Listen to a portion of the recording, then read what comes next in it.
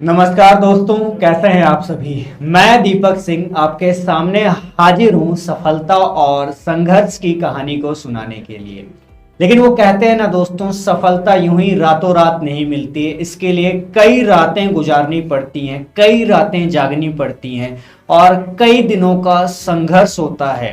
तो दिन और रात के संघर्ष को एक करते हुए हमारे साथ अपनी सफलता की कहानी को सुनाने के लिए जुड़ रही हैं रूपाली। इन्होंने बहुत सारे एग्जाम क्वालिफाई किए हैं और इस एग्जाम क्वालिफाई करने के दौरान इन्होंने बहुत सारे संघर्ष भी किए हैं, तब जाके इनको ये सफलता मिली है। तो आइए हम चलते हैं रूपाली के साथ ही और इनकी सफलता की कहानी को इन्हीं के मुंह जुबानी सुनने की कोशिश करते हैं और समझते हैं कि इन्होंने कितना संघर्ष किया और कितना परिश्रम किया है और कितना इनमें धैर्य था। क्योंकि धैर्य जिसमें है और लगन जिसमें है वही सफल होता है। तो चलिए हम चलते हैं रूपाली के पास। Rupali, welcome. Thank you sir. तो कैसा महसूस हो रहा है, क्योंकि सफलता से पहले और सफलता के बाद बहुत सारे डिफरेंसेस होते हैं। तो चलिए सबसे पहले आप अपना परिचय दीजिए हमारे दर्शकों को कि आपने क्या किया, कहाँ से एमएससी किया, कब किया और क्या क्या एग्जाम क्वालिफाई किया है। हाँ सर, माई सेल्फ रूपाली घारगे, आई एम फ्रॉम कोल्हापुर और मैंने मेरा एमएससी कोल्हापुर यूनिवर्सिटी से कंप्लीट किया है। इस साल में GATE exam, MS SET exam and NET LS exam qualify हो चुकी हूँ। क्या बात है। Thank you sir. और आपने एमएससी के सब्जेक्ट से किया है? हाँ सर, मेरा एमएससी में लाइफ साइंस था और मैंने लाइफ साइंस से ही तीनों एग्जाम क्रैक किए हैं। ओके, एमएससी भी लाइफ साइंस से ही हाँ था। सर। ठीक है, चलिए। तो यूं ही मतलब सीधा सीधा आप सीएसआईआर में तो पता चलता नहीं है, क्योंकि ये बहुत ही और टफेस्ट भी एग्जाम माना जाता हाँ। है। तो इसके बारे में सीएसआईआर जो एग्जाम होता है, इस तरफ कैसे आने का सोचा आपने? सर, बिफोर कोविड ना मेरे भैया यहाँ केमिस्ट्री डिपार्टमेंट में पढ़ते थे। Okay. आईएफएएस बैच में, आईएफएएस इंस्टीट्यूट में। तो मुझे उनसे पता चला। ओके। हाँ।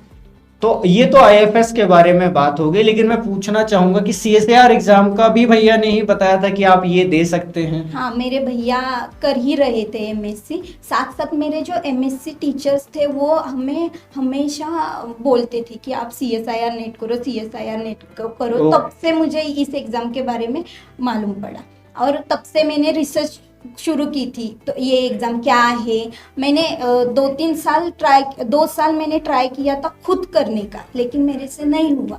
ओके, मतलब इन्होंने शुरुआत में खुद से कोशिश की एग्जाम को क्वालिफाई करने का, बस किसी संयोगवश या किसी वजह से इनका वो मार्गदर्शन या फिर सेल्फ मोटिवेशन था तो, लेकिन किसी ना किसी वजह से किस लेवल पे पढ़ाई करनी है या किस लेवल तक जाना है, किस तरीके से पढ़ना है, ये शायद इनसे नहीं हुआ। तो ये इस वजह से क्वालिफाई शुरुआत में नहीं हुई थी। फिर इनके टीचर्स और ब्रदर ने ये बताया कि सीएसआईआर एग्जाम के लिए आप ये इंस्टीट्यूट ज्वाइन कर सकते हैं। उसके बाद हम चलते हैं कि आईएफएस को इस तरीके से आपको पता चल गया। तो आप ऑफलाइन बैच किए हैं या ऑनलाइन बैच किए हैं? मैं ऑफलाइन बैच की हूँ, जून 2022 ऑफलाइन बैच। ठीक है, आप ऑफलाइन बैच में आई थी। Yes. तो फिर ऑफलाइन के बारे में थोड़ा बताएंगे कि क्लास कितने घंटे के होते हैं, कितने बजे शुरू होते हैं? हाँ। या फिर लाइब्रेरी सुविधा होती है, टीचर कितने एक दिन में क्लास लेते हैं, इन सब के बारे में थोड़ा बताइए जरा। बिल्कुल सर। सुबह 8 से दोपहर के 1 बजे तक हमारी क्लास रहती थी। Okay. उसके बाद हम लंच करते थे। देन हम थोड़ा सोते थे, फ्रेश होके पूरी अच्छी तरह से फ्रेश होके हम लाइब्रेरी आते थे। लाइब्रेरी दोपहर से लेके रात के 11-12 बजे तक खुली रहती थी और टीचर्स भी हमें पूरा वक्त टीचर्स अवेलेबल रहते थे। कोई डाउट है, कोई क्यूरी है तो हम उनसे बेझिझक पूछते थे। हाँ ठीक है, चलिए ये बात समझ में आ गई। लेकिन जैसे कि मान के चलिए कि सुबह एक क्लास 8 से स्टार्ट हुई थी, तो एक दिन में कितनी क्लास होती थी? एक दिन में 2 क्लास रहती थी। तो सुबह से 8 से 10:30 बजे तक एक रहती थी, आधे घंटे का ब्रेक रहता था। देन 11 से 1 बजे तक दूसरी क्लास रहती थी। ओके, मतलब ज्यादा से ज्यादा 1 बजे तक आपकी क्लासेस होती थी। Yes. उसके बाद फिर आप फ्रेश अप होते थे। Yes. फिर उसके बाद फिर आप अपना खाना वाना खा के फिर से लाइब्रेरी आ जाते थे। हाँ। ठीक ठीक है, चलिए परफेक्ट। उसके बाद फिर मान के चलिए जो भी क्लास किया आपने, तो जो भी डाउट्स होते थे वो टीचर्स को अप्रोक्सीमेट आप कैसे अप्रोच करते थे? क्या डर लगता था टीचर से? हाँ, पहले पहले तो बहुत डर लगता था, क्योंकि वो उनके पास इतना नॉलेज है, उनके सामने हम कुछ नहीं है तो ऐसा। उससे क्या फर्क हाँ। पड़ता है? आपकी डाउट है, आपको सीखना है, क्योंकि एक अलग ही, तो वो डर क्यों किस बात का? पहले लगता था सर, बिल्कुल लगता था डर। लेकिन अब धीरे धीरे लेकिन- वो खत्म हो गया। हाँ, अब राइट। अब वो हमारे फ्रेंड ही हो चुके हैं, ऐसा लगता है कई बार। अच्छा, कि इसमें मतलब उन्होंने ऐसा नहीं डराया ज्यादा कि आप उनसे सवाल ही ना पूछ पाएं। हाँ। ठीक है, चलिए परफेक्ट। फिर उसका लाइब्रेरी के बारे में थोड़ा बताएंगे क्या? हाँ, लाइब्रेरी तो हमेशा खुली रहती थी। ठीक है, हाँ मतलब कोई कि दिक्कत नहीं मॉर्निंग रहती में थी। तो आपकी क्लास 8 से 1 तो क्लास में ही जाती होगी। हाँ।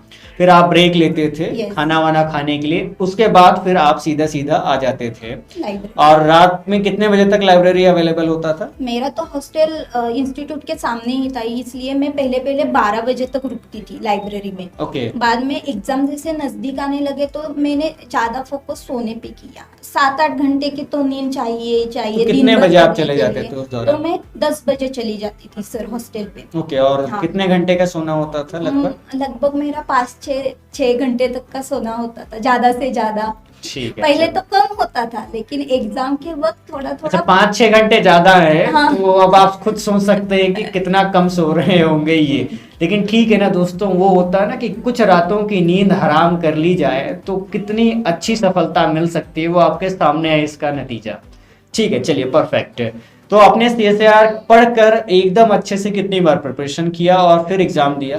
कितनी बार दिया है? मैंने एकदम अच्छे से यही इस साल पढ़ा है फर्स्ट के आने के बाद, और 1 सितंबर में दिया था अटेम्प्ट। तब मेरा कुछ भी क्लियर नहीं हुआ था एग्जाम। मतलब ठीक है कि हाँ। जब इन्होंने सितंबर में दिया तो हाँ। उस समय उतना प्रिपरेशन नहीं था, नहीं। कुछ कमियां थी, उन्होंने इस वजह से एग्जाम उस समय क्वालिफाई नहीं किया। लेकिन फिर इन्हें लगा कि हमें और मेहनत करनी चाहिए, कमियों को दूर करते हुए अपने आप को अच्छा बनाना चाहिए, और इन्होंने वो कमियां दूर की और अपने आप को सफल बनाया। और नतीजा आपके सामने है कि नेट, गेट और CSIR LS इनका क्वालिफाई हो गया है। ठीक है, चलिए परफेक्ट।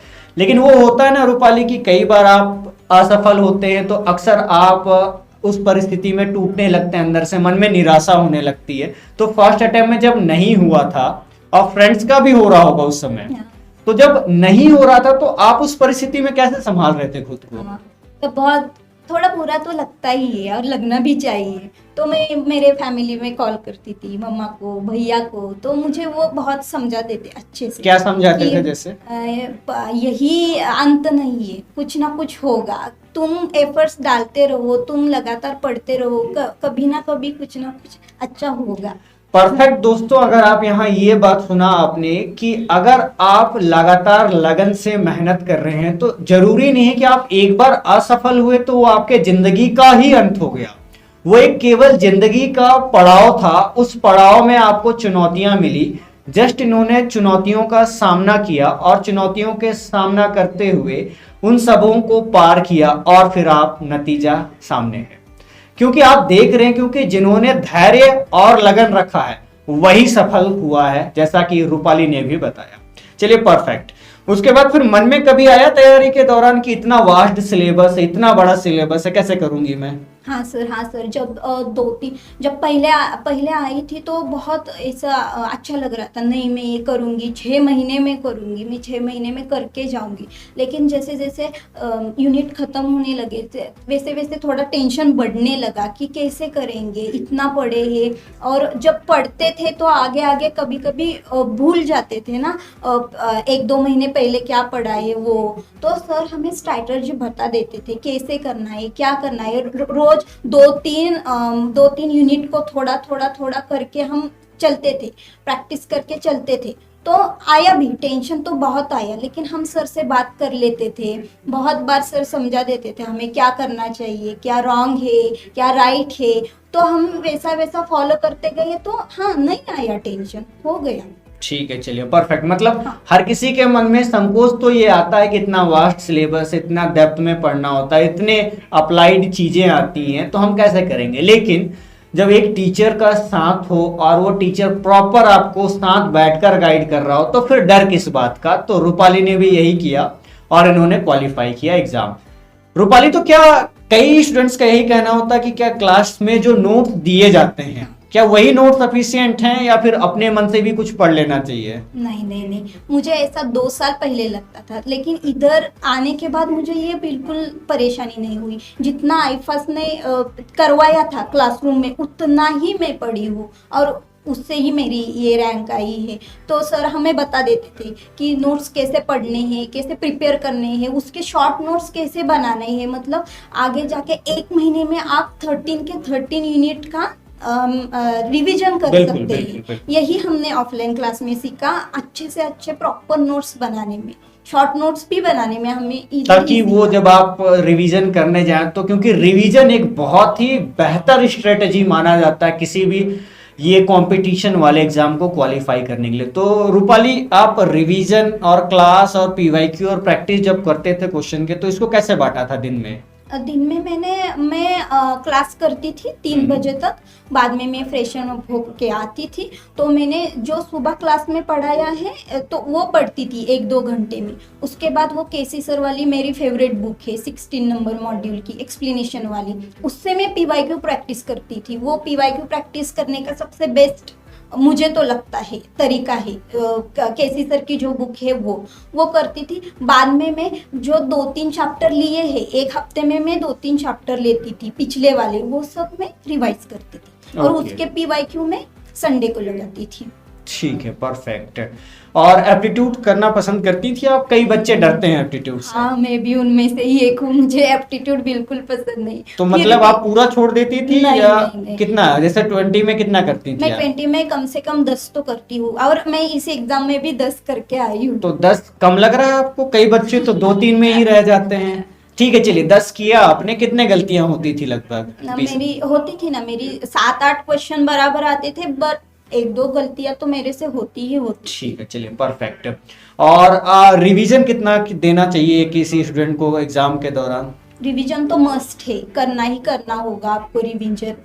ये एग्जाम क्रैक करनी होगी तो मैंने तो रिवीजन मतलब 2-3 बार एक चैप्टर का, एक यूनिट का रिवीजन मैंने 2-3 बार तो किया ही किया है। मतलब आप यहाँ सुन सकते हैं कि रिवीजन पढ़ने से भी बहुत ज्यादा रिवीजन करना जरूरी होगा, क्योंकि अगर आपने एक बार पढ़ाई कर लिया, उसको साइड में रख दिया कि बाद में पढ़ लेंगे, तो हो सकता है आप कहीं ना कहीं फंस जाएं या कहीं ना कहीं परेशान हो जाएं। ठीक है, चलिए परफेक्ट। कितनी बार ऐसा लगा रूपाली अंदर से कि हाँ बाकियों का हो रहा है, मेरा ही क्यों नहीं हो रहा है? उस सितंबर वाले आइटम में ही लगा था। उसके बाद में जैसे जैसे गेट एग्जाम निकली तो थोड़ा कॉन्फिडेंस हो गया। देन एमएच सेट भी निकला तो लगा हाँ हम पढ़ रहे हैं, सही ट्रैक पे जा रहे हैं, पढ़ रहे हैं हम। ठीक है, चलिए परफेक्ट। तो अगर मैं आपको बोलना चाहूँ कि जो भी चीज़ें आपने सफलता पाई हैं और जो भी आपको देख रहे हैं, तो जितनी भी सफलता हुई है उसमें किसका किसका श्रेय है आपके जीवन में सफलता के लिए? ऑब्वियसली फ्रेंड्स का होता है, परिवार का होता है, टीचर्स का होता है, इंस्टीट्यूट्स का होता है। तो अगर ऑन एन एवरेज मैं एक परसेंटेज जानना चाहूँ तो कितना कितना आप देना चाहेंगे किससे किससे? अप्रोक्सी ऑन एन एवरेज, ऐसा नहीं कि कैलकुलेशन करना है आपको। ओके, फैमिली को तो पूरा ही देना चाहूंगी, उनके सिवा मैं इधर होती ही नहीं हूँ। और मेरे दोनों भी भैया लोग मुझे बहुत सपोर्ट करते हैं पढ़ने के लिए, उनको तो मैं दूंगी ही दूंगी। फ्रेंड्स भी, मेरे फ्रेंड्स भी, आईफास वाले फ्रेंड्स तो बहुत ही अच्छे थे, सबकी एग्जाम क्लियर हो गई है लगभग। और आईफास को तो दूंगी ही दूंगी मैं क्रेडिट। परफेक्ट। और जो फ्यूचर में एग्जाम देने वाले हैं दिसंबर 23 के CSIR नेट JRF की प्रिपरेशन के लिए, उनसे आप क्या कहना चाहेंगे इस एग्जाम को क्रैक करने के लिए? कुछ क्रैक करने के लिए क्या, रिवीजन करते रहना, जो रोज पढ़ते हो पढ़ाते हो उस पर थोड़ा ध्यान लगाना। ठीक है, चलिए परफेक्ट। मतलब अक्सर जो वर्तमान में आज इनके पास सफलता है, हम उन्हें ही ना देखते हुए अगर हम बात करें तो इनका जो पास्ट में या जो पिछले समय में इन्होंने लगन और संघर्ष के साथ अपनी मेहनत की है, मतलब सफलता यूं ही रातों रात तो मिलती नहीं है। तो वो बशीर बद्र ने एक बहुत ही अच्छी लाइन कही है ना कि ये फूल मुझे विरासत में नहीं मिले हैं, तुमने मेरा कांटों भरा बिस्तर नहीं देखा है। तो मेहनत इनके लगभग 1.5 साल या 1 साल की है और उसके बाद फिर इन्हें सफलता मिली है। तो सफलता एक दिन में मिल गई है, तो इसे इतना आसानी से तो कहना जायज नहीं होगा कि वो एक दिन में सफलता मिलती है। इसके लिए कड़ी मेहनत करनी होगी और आपको लगन बनाए रखना होगा और कंसिस्टेंसी बहुत जरूरी है दोस्तों इस कॉम्पिटिटिव एग्जाम को क्रैक करने के लिए। और डेफिनेटली आप भी क्रैक कर सकते हैं, क्योंकि अगर कोई कर रहा है तो वो भी इंसान है, आप भी इंसान हैं। तो Rupali, thank you so much कि आप हमारे साथ जुड़े और दर्शकों को बताया अपना लाइफ का जर्नी कैसा रहा। तो अगर दोस्तों आपको भी कुछ कॉमन बातें लगी इनके लाइफ की जर्नी की जो आपके लाइफ में भी हो रही है, तो डेफिनेटली आप कमेंट बॉक्स है उसमें कमेंट करिए, और कुछ सवाल हैं तो वहां आप सवाल पूछ लीजिए, रूपाली या फिर IFS की टीम की तरफ से आपको जवाब डेफिनेटली मिलेगा। सो यहीं रोकते हैं आज के इस सफलता के सफर को, और फिर हम जल्द ही मुलाकात करेंगे आपसे किसी और सक्सेसफुल कहानी को लेकर। सो तब तक के लिए शुक्रिया दोस्तों, बहुत बहुत शुक्रिया, मिलते हैं जल्दी। Thank you so much and thank you so much Rupali. Thank you sir.